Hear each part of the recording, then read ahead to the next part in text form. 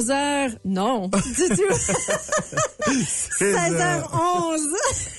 Oh, c'est vendredi 13, qu'est-ce que je peux dire? Les chiffres sont... C'est ça, je me trompe, mes yeux me trompent. Nous sommes à 16h11 minutes. Christian, on veut parler de superstition. Le vendredi 13, qui est aujourd'hui. Exactement. C'est le thème de ta chronique aujourd'hui. Oui, vendredi 13, 16h11, vendredi 13, les chiffres sont en 1, 6, 1, 2, en disciple de 2 ou de 13. Bon, on va se lancer maintenant dans la chronique. Eh bien, on va parler du vendredi 13 et toutes les choses autour de ça. Eh bien, déjà, le vendredi 13, c'est quelque chose qui est un peu plus, je dirais, un peu plus occidental. En Afrique, les gens sont pas beaucoup connaisseurs de ce signe autour du vendredi 13. Okay. Alors, d'abord, le vendredi 13, c'est entouré de nombreuses croyances populaires. Superstitions et mythes, mais particulièrement pour les cultures occidentales, comme je l'ai dit. Mm-hmm. Et donc, on va faire un petit tour autour des choses que les gens pensent les vendredis 13, parce que généralement, c'est plus des pensées populaires. Et donc, le vendredi 13 est souvent considéré comme un jour porte-malheur. Ouais, apparemment, il y a eu des gros incidents qui se sont déroulés les vendredis 13. Les vendredis 13. Mm-hmm. Et même le chiffre 13 aussi fait peur à beaucoup de personnes. Et donc, certaines personnes évitent de voyager, prendre des décisions importantes ou faire des achats ce jour-là. C'est drôle quand même. C'est drôle. Ouais. Qu'est-ce que ça peut avoir un lien comme un achat? Peut-être si t'achètes quelque chose de vendredi 13, ça sera un objet qui sera hanté ou un objet qui va porter la malchance. Ou qui va venir briser ou ça va amener de la malchance. Si t'as cet item, peut-être que ça va te porter... C'est l'opposé d'un porte-bonheur, quoi. On verra bien. Ouais. Et donc aussi, on a des origines religieuses et historiques, parce que le vendredi 13 est considéré comme un jour néfaste dans plusieurs traditions chrétiennes. Jésus aurait été crucifié un vendredi. Oh, un vendredi, mais pas un vendredi 13. Pas forcément un 13. Je pense pas que le calendrier était ce calendrier-là, je pense pas qu'il était créé encore. Non, je pense qu'il l'est parce que le calendrier a été créé, je pense que lorsqu'on il y a différentes versions de calendrier qui existaient. Oui, mais généralement, je pense que dans le calendrier, on dit avant Jésus-Christ. Oui. Lorsqu'on parle donc je pense que le calendrier a commencé à être considéré à partir de la naissance de Jésus-Christ. Le calendrier grégorien, je pense que oui, c'est l'an 1, c'est l'an de la naissance de Jésus. Puis qu'on avait 12 mois et Exactement. tout là. Donc là, on est 2025 ans. On est le vendredi 13 du 2025 ans après sa date de naissance. C'est ça. Je pense que oui, pour les superstitieux, voilà, c'est un peu ça. Ça a commencé le jour de sa mort. Petit big up pour les superstitieux. Et donc, le nombre 13 est aussi vu comme un chiffre maudit. Par exemple, il y avait 13 personnes à la scène, dont Judas, le traître de Jésus. On se rapproche du fait. Et aussi, on a des peurs spécifiques comme le nom scientifique de la peur du vendredi 13 est appelé, Caro, tiens-toi bien, c'est appelé prenez votre respiration, la paraskevidécatriophobie. Wow! OK, une autre fois? OK. La paraskevidécatriophobie. Donc ça, c'est la peur du numéro 13. La peur du vendredi 13. Oh, le vendredi 13. Spécifiquement le vendredi 13. Parce que para, généralement, c'est les contre. Paraskevidécatriophobie. Wow! ça vient du grec. Oui. Du grec, parce qu'en grec, paraskevi veut dire vendredi et décastreis, 13, phobos, peur. Donc, je reprends. Paraskevidécatriophobie, ça veut donc dire peur du vendredi 13, qui vient du grec. C'est OK. Puis je suis certaine qu'il y a aussi un terme pour ceux qui ont une phobie simplement du chiffre 13. Puis il y a aussi, je sais qu'il y a des architectes qui vont choisir de ne pas mettre un 13e étage dans un édifice. Ou s'il y a un ascenseur qui va jusqu'à dépasser le chiffre, ils ne vont pas mettre le chiffre 13 dans l'ascenseur. Ça va aller 11, 12, 14, 15, 16. Et donc, par rapport à ça, par rapport à ce que tu viens de dire, par rapport à la peur du chiffre 13, si on doit suivre la formulation normale du grec, étant donné que décastreis veut dire 13 et que phobos veut dire peur, ça pourrait être paradécastreis phobos. Peut-être, je sais pas. Peut-être. J'invente.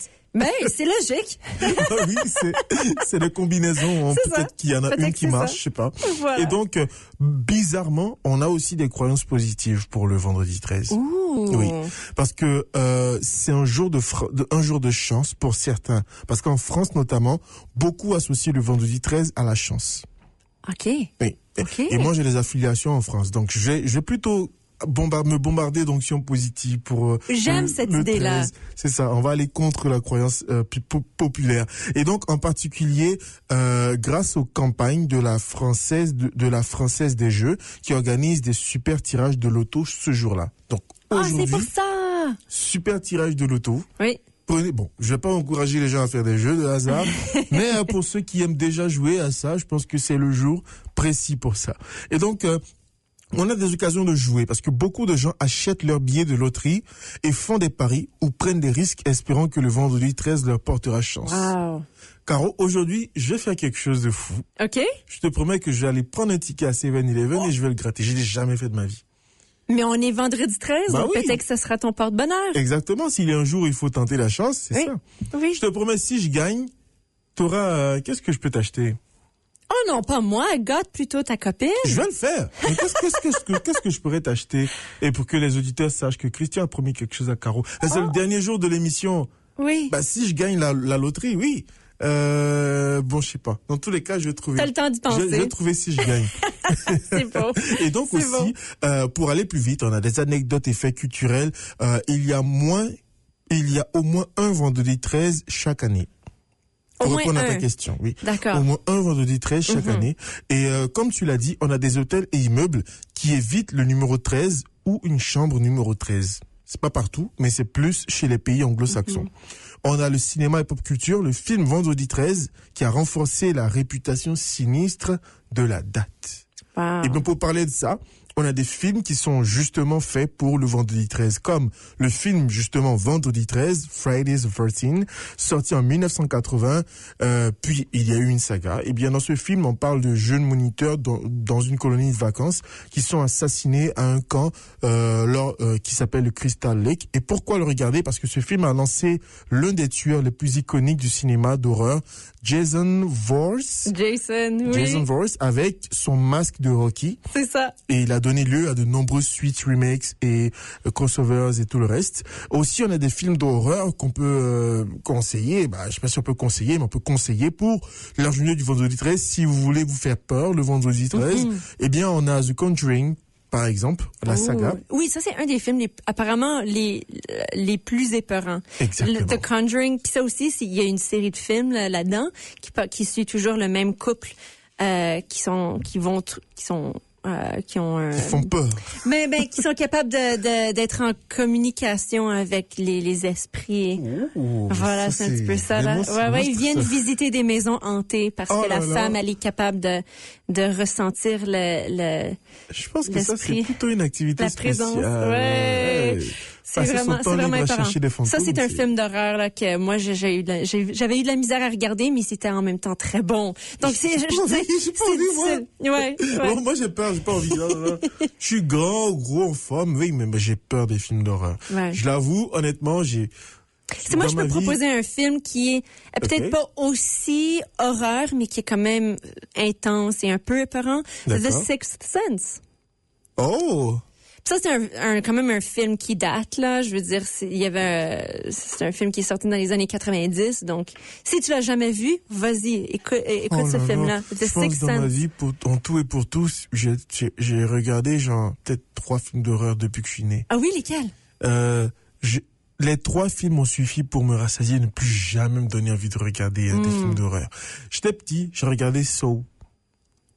Saw. S-A-W. Oh, ça!